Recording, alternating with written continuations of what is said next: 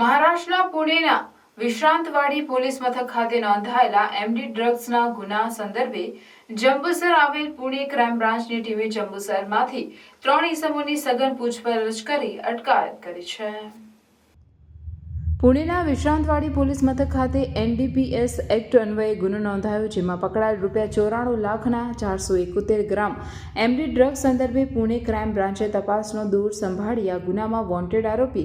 Mohammad Aslam Mohammad Ismail merchant રહેવાસી મુંબઈની શોધ હાથ ધરી હતી. તે દરમિયાન પુણે ક્રાઇમ બ્રાન્ચની ટીમને આરોપીનું લોકેશન જંબુસરનું મળતા ક્રાઇમ બ્રાન્ચની ટીમ જંબુસર આવી હતી અને જંબુસર પોલીસ મથક ખાતે મદદ માંગતા પોલીસ ઇન્સ્પેક્ટર એવી પાણમિયાએ સ્ટાફના માણસો ક્રાઇમ બ્રાન્ચની ટીમ સાથે લોકેશનમાં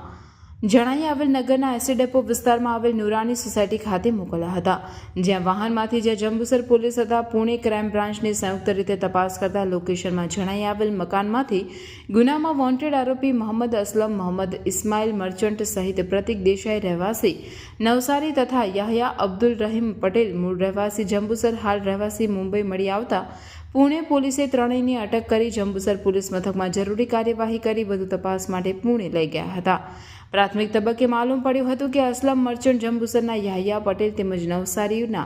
પ્રતિક દેસાઈ સાથે વાહનોને લેવડ દેવડના ધંધામાં સંપર્કમાં આવ્યા હતા અને તેમને ત્યાં ધંધાના બહાને આવી રોકાયો હોવાનું માલુમ પડતા તે દિશામાં પણ પોલીસે તપાસ હાથ ધરી છે.